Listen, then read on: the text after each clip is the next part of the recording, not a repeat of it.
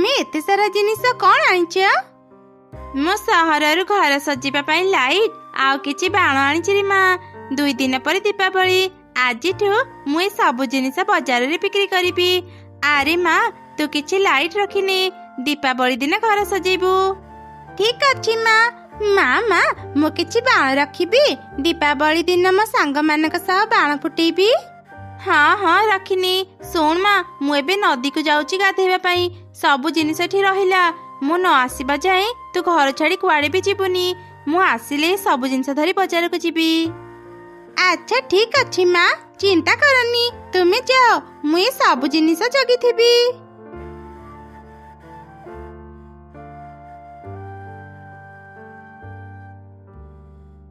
ଯା ହଉ, ଏବେ ଯାଇ ସୁଯୋଗ ମିଳିଲା। କେତେ ବେଳଠୁ ଚଢେଇ ପଛରେ ଉଡି ଉଡି ଥକି ଗଲିଣି। ଆରେ ତମେ ପରା ଚଢେଇର ସବୁ ଜିନିଷ ଚୋରି କରିବାକୁ ସୁଯୋଗ ଖୋଜୁଥିଲ। ଏବେ ଯାଅ, ତାର ସବୁ ଜିନିଷ ନେଇ ଆସ।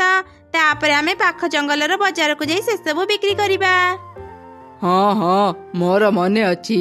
ତୁ ଯା, ଚଢେଇ ଛୁଆ ସହ କଥା ହେ।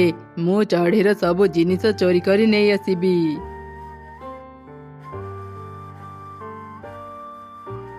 ଆରେ ଚଢେଇ ଛୁଆ, ସର୍ବନାଶ ହେଇଗଲା।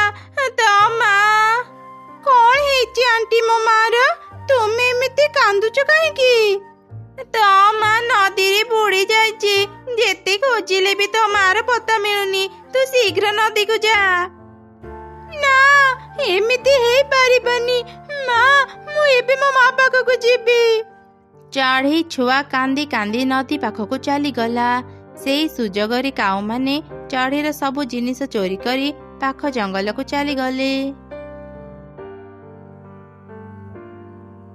ଆରେ ମା, ତୁ ଏଠି ଆଉ ଏମିତି ଧଇଁସଇ ହେଇ କାହିଁ ଆସିଲୁ? ମା ତୁମେ ଠିକ ଅଛ? କାଉ ଆଣ୍ଟି ମତେ କହିଲେ ତୁମେ ନଦୀରେ ବୁଡି ଯାଇଛ। ସେଥିପାଇଁ ମୁଁ ଶୀଘ୍ର ନଦୀକୁ ଚାଲି ଆସିଲି। ମୁଁ ତ ଠିକ ଅଛି। କାଉ ଭଉଣୀ ମିଛ କାହିଁକି କହିବେ? ଆରେ ମା, ମୁଁ କିଣିଥିବା ସବୁ ଜିନିଷ ଠିକ ଅଛି ତ? ନହେଲେ କାଉ ମାନେ। ଆରେ ମା, ଚାଲ ଶୀଘ୍ର ଘରକୁ ଯିବା।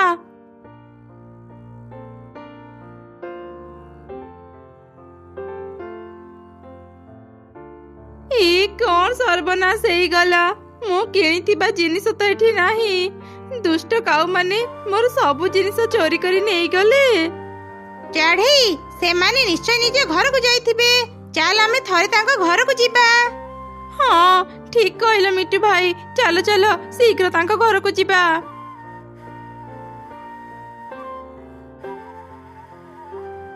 କଣ, କାଉ ମାନଙ୍କ ଘରର କବାଟ ତ ବନ୍ଦ ଅଛି। ସେମାନେ ନିଶ୍ଚୟ ଘର ଛାଡି ଚାଲି ଯାଇଥିବେ। ସେ ଦୁଷ୍ଟ କାଉ ମାନେ ମୋର ଅନେକ ବଡ କ୍ଷତି କରିଦେଲେ। ଏବେ ମୁଁ ସେମାନଙ୍କୁ କୋଉଠି ଖୋଜିବି? ମୁଁ ଜମା କରିଥିବା ସବୁ ଟଙ୍କାରେ ଲାଇଟ୍ ଆଉ ବାଣ କିଣିଥିଲି। ଏବେ ମୁଁ କଣ ବିକ୍ରି କରି ଘର ଚଳେଇବି? ଆଉ କାନି ଚଢେଇ, ଯାହା ହେବାର ତ ହେଇଗଲା। ତୁ ଗୋଟେ କାମ କର, ମାଟିରେ କିଛି ଦୀପ ତିଆରି କରି ବିକ୍ରି କର। ଦୀପାବଳି ଦିନ ବେଶୀ ନହେଲେ ବି ଅଳ୍ପ କିଛି ମାଟିର ଦୀପ ବିକ୍ରି ହେଇଯିବ। ହଁ ମିଟୁ ଭାଇ, ତୁମେ ଠିକ କହିଲ। ମୁଁ ଆଜି ହିଁ ମାଟିରେ କିଛି ଦୀପ ତିଆରି କରିବି। ତା ଛଡା ମୋ ପାଖରେ ଆଉ କିଛି ବି ରାସ୍ତା ନାହିଁ। ମିଟୁ ଭାଇ, ମତେ ଟିକେ ସାହାଯ୍ୟ କର। ଆଜି ମୁଁ କିଛି ବି ରୋଷେଇ କରିପାରିବିନି। ଆଜି ଦିନ ବେଳେ ତୁମେ ମୋ ଝିଅକୁ କିଛି ଖାଇବା ଦେଇଥାଅ। ଠିକ ଅଛି ଚଢେଇ, ତୁ ଚିନ୍ତା କରନି। ମୁଁ ତତେ ସାହାଯ୍ୟ କରିବି। ତ ଝିଅକୁ ଆମ ଘରକୁ ପଠେଇ ଦେବୁ। ତାପରେ ମା ଚଢେଇ ତା ଘରକୁ ଗଲା। ଆଉ କିଛି ମାଟି ଖୋଳି ଦୀପ ତିଆରିବା ଆରମ୍ଭ କଲା। ହେଲେ ସେ ଭଲ ଦୀପ ତିଆରି କରିପାରିଲାନି। ଆରେ ମା, ଏ ମାଟିରେ ଭଲ ଦୀପ ତିଆରି ହେଉନି। ମୁଁ ଯାଉଛି ଜଙ୍ଗଲ ଭିତରୁ କିଛି ଭଲ ମାଟି ନେଇ ଆସିବି। ମୁଁ ଆଜି କିଛି ବି ରୋଷେଇ କରିନି। ମିଟୁ ଭାଇଙ୍କ ସହ ମୁଁ କଥା ହେଇଛି। ଆଜି ଦିନଟା ତୁ ତାଙ୍କ ଘରେ ଖାଇବା ଖାଇ ଦେଇଥିବୁ। ଠିକ ଅଛି ମା, ମୁଁ ମିଟୁ ଅଙ୍କଙ୍କ ଘରକୁ ଚାଲିଯିବି। ତୁମେ ମୋ ପାଇଁ ବ୍ୟସ୍ତ ହୁଅନି। ତୁମେ ମାଟି ଆଣିବାକୁ ଯାଅ। ତାପରେ ଚଢେଇ କୋଦାଳ ଧରି ଭଲ ମାଟି ଖୋଜିବାକୁ ଗଲା। ଅନେକ ସମୟ ଖୋଜିଲା ପରେ ସେ ଗୋଟେ ଜାଗାରେ କିଛି ମାଟି ଦେଖି ପାଖକୁ ଗଲା। ଆରେ ବା, ଏଠି ତ ବହୁତ ଭଲ ମାଟି ଅଛି। ଏହି ମାଟିରେ ଦୀପ ବହୁତ ଭଲ ତିଆରି ହେବ। ମୁଁ ଏବେ କିଛି ମାଟି ନେଇ ଘରକୁ ଯାଏ। ଆରେ ଚଢେଇ ରହିଯା, ମତେ ଟିକେ ସାହାଯ୍ୟ କର। ତୁ ଯଦି ମତେ ସାହାଯ୍ୟ କରିବୁ ତୁ ଯାହା ଚାହିଁବୁ ମୁଁ ତତେ ସବୁ ଦେଇପାରିବି। ଇ କଣ ତୁମେ ମାଟି ହେଇ କଥା କେମିତି କହିପାରୁଛ? ମୁଁ ସାଧାରଣ ମାଟି ନୁହଁ ଚଢ଼େଇ, ମୁଁ ଗୋଟେ ଯାଦୁର ଉପକାରୀ ଦୀପ ଘର। ମୁଁ ଘର ରୂପରେ ଏଠି ରହି ସମସ୍ତଙ୍କୁ ସାହାଯ୍ୟ କରୁଥିଲି, ହେଲେ କିଛି ବର୍ଷ ହେବ ଏଠାକୁ କେହି ବି ଆସିଲେନି। ମୁଁ କାହାକୁ ବି ସାହାଯ୍ୟ କରିନପାରି ସାଧାରଣ ମାଟି ପାଲଟି ଗଲି। ତା ସହ ମୋ ଯାଦୁ ଶକ୍ତି ବି ଚାଲିଗଲା। ଚଢ଼େଇ ତୁ ଅଳ୍ପ କିଛି ପାଣି ଆଣି ମୋ ଉପରେ ଢାଳେ, ମୁଁ ପୁଣି ଥରେ ଦୀପ ଘର ହେଇଯିବି ଆଉ ତତେ ସାହାଯ୍ୟ କରିପାରିବି। ଏମିତି ଶୁଣି ଚଢ଼େଇ ପାଖ ନଦୀରୁ ଅଳ୍ପ କିଛି ପାଣି ଆଣି ମାଟି ଉପରେ ଢାଳିଲା। ମାଟି ସଙ୍ଗେ ସଙ୍ଗେ ଏକ ସୁନ୍ଦର ଦୀପ ଘରରେ ବଦଳିଗଲା। ଚଢ଼େଇ ତତେ ବହୁତ ବହୁତ ଧନ୍ୟବାଦ, ତୋ ପାଇଁ ମୁଁ ପୁଣି ଥରେ ଘର ହେଇପାରିଲି। ଆଚ୍ଛା ଚଢ଼େଇ, ତୁ କ'ଣ ଦୀପ ତିଆରି କରିବା ପାଇଁ ମାଟି ଖୋଜୁଥିଲୁ? ତାପରେ ଚଢ଼େଇ ଦୀପ ଘରକୁ ତା ସହ ଯାହା ଯାହା ବି ଘଟିଥିଲା ସବୁ କହିଲା। ଆରେ ଆରେ, ସେ ପକ୍ଷୀମାନେ ତ ବହୁତ ଦୁଷ୍ଟ। ଚିନ୍ତା କରନି ଚଢ଼େଇ, ସେମାନେ ଖୁବ୍ ଶୀଘ୍ର ତାଙ୍କ ଶାସ୍ତି ପାଇବେ। ଚଢ଼େଇ ଏଇ କିଛି ଦୀପ ନେ, ଦୀପାବଳି ଦିନ ନିଜ ଘର ସଜେଇବୁ, ଆଉ କିଛି ବାଣ ବି ନେ ତୋ ଝିଅକୁ ଦେବୁ। ଚଢ଼େଇ ଏଇ ହାଣ୍ଡିକୁ ବି ରଖ, ଏଇଟା ଗୋଟେ ଯାଦୁର ହାଣ୍ଡି। ଏ ହାଣ୍ଡିକୁ ତୁ ଯାହା ବି ଖାଇବା ମାଗିବୁ ସବୁ ପାଇବୁ। ଏସବୁ ଦେଖି ଚଢ଼େଇ ସେ ଦୀପ ଘରକୁ ଧନ୍ୟବାଦ ଜଣାଇଲା। ତାପରେ ସେ ସବୁ ଜିନିଷ ନେଇ ସେଠାରୁ ଚାଲିଗଲା। ସେତେବେଳେ ସେ ରାସ୍ତାରେ କାଉ ଆଉ ତାର ସ୍ତ୍ରୀ ଫେରୁଥିଲେ। ସେମାନେ ଚଢ଼େଇ ଆଉ ଦୀପ ଘରର ସବୁ କଥା ଶୁଣି ଅଟକି ଗଲେ। ଆରେ, ଆମ ଜଙ୍ଗଲରେ ଏମିତି ଗୋଟେ ଉପକାରୀ ଦୀପ ଘର ଅଛି, ଆମେ ଆଗରୁ ତ ଜାଣିନଥିଲେ। ଚାଲ ଚାଲ ତାକୁ ଅନେକ ଟଙ୍କା ମାଗିବା, ସେମିତିରେ ଆମ ଭାଗ୍ୟ ଖୋଲିଯିବ। ହଁ ତୁ ଠିକ କହିଲୁ, ହେଲେ ଆମେ ଟଙ୍କା ନୁହଁ, ଗୋଟେ ସୁନା ଘର ମାଗିବା। ସୁନା ଘର ପାଇଲେ ଆମେ ବହୁତ ଧନୀ ହେଇଯିବା, ସମସ୍ତେ ଆମର ପ୍ରଶଂସା କରିବେ ଆଉ ଆମର କଥା ମାନିବେ। ଆଚ୍ଛା ଠିକ ଅଛି, ଚାଲ ଚାଲ। ଦୀପ ଘର, ଆମେ ଶୁଣିଲୁ ତୁମେ ଗରିବ ଅସହାୟ ପକ୍ଷୀମାନଙ୍କୁ ସାହାଯ୍ୟ କର। ହଁ, ତମେ ମାନେ ଠିକ ଶୁଣିଛ, ମୁଁ ସମସ୍ତଙ୍କୁ ସାହାଯ୍ୟ କରେ। କୁହ ତମ ମାନଙ୍କୁ କ'ଣ ଦରକାର? ଦୀପ ଘର, ଆମେ ବହୁତ ଗରିବ, ବେଳେ ବେଳେ ତ ଆମେ କିଛି ଖାଇବାକୁ ବି ପାଉନୁ। ଆମ ପରି ଆହୁରି ଅନେକ ଗରିବ ପକ୍ଷୀ ଅଛନ୍ତି। ଦୀପ ଘର, ତୁମେ ଆମକୁ ଗୋଟେ ସୁନା ଘର ଦିଅ, ଯେମିତି ଆମେ ନିଜ ସହ ଅନ୍ୟ ପକ୍ଷୀ ମାନଙ୍କର ବି ଉପକାର କରିପାରିବୁ। ହେଲେ ସୁନା ଘର ଜଙ୍ଗଲରେ ରଖିଲେ ତମେ ମାନେ କିଛି ବିପଦରେ ପଡିଯିବନି ତ? ନା ନା, ଆମେ କିଛି ବି ବିପଦରେ ପଡ଼ିବୁନି। ତୁମେ ଆମକୁ ଗୋଟେ ସୁନା ଘର ଦିଅ, ଆମେ ଅତି ଯତ୍ନରେ ସେ ଘରକୁ ରଖିବୁ। ତାପରେ ଦୀପ ଘର ଦୁଇ କାଉଙ୍କୁ ଗୋଟେ ସୁନା ଘର ଉପହାର ଦେଲା। ଦୁଇ କାଉ ସେ ସୁନା ଘରକୁ ଧରି ଯାଉଥିଲେ। ରାସ୍ତାରେ କିଛି ଡକାୟତ ସେମାନଙ୍କୁ ଦେଖିଲେ। ଆରେ ଆରେ, ଏ ପକ୍ଷୀମାନେ ତ ସୁନା ଘର ନେଉଛନ୍ତି। ଘରଟି କେତେ ସୁନ୍ଦର ଚକଚକ କରୁଛି।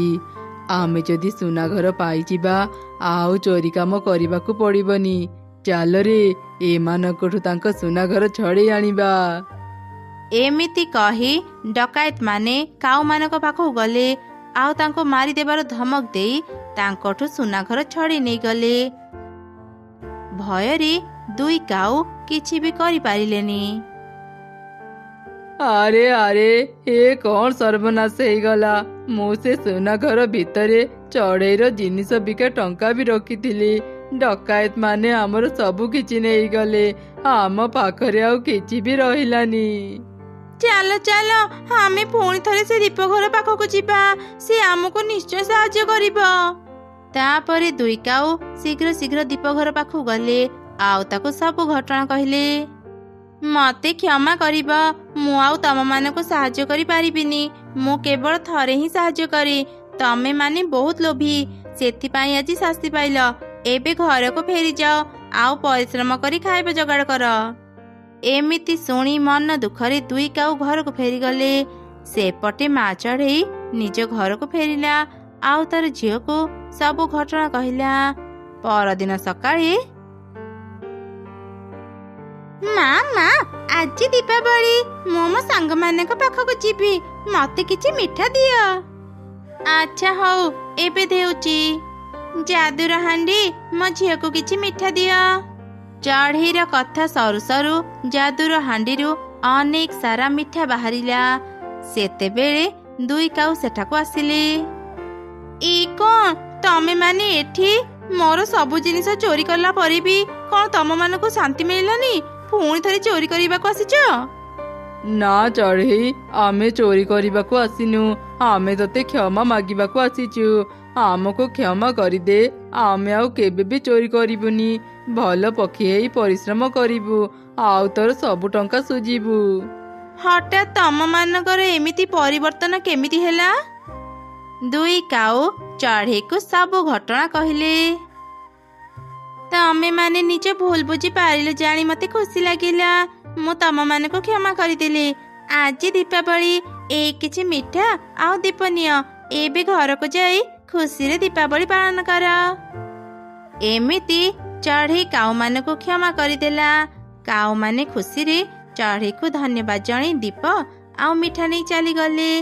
ଚଢ଼େଇ ଆଉ ତାର ଝିଅ ମିଶି ତାଙ୍କ ଘରକୁ ଦୀପରେ ସୁନ୍ଦର ଭାବରେ ସଜେଇଲେ। ଚଢ଼େଇ ଛୁଆ ତା ସାଙ୍ଗମାନଙ୍କ ସହ ମିଶି ବାଣ ଫୁଟେଇଲା। ଏମିତି ସମସ୍ତେ ଖୁସିରେ ଦୀପାବଳି ପାଳନ କଲେ। ଆପଣ ସମସ୍ତଙ୍କୁ ବି ଆମ ତରଫରୁ ହାପି ଦିୱାଲି।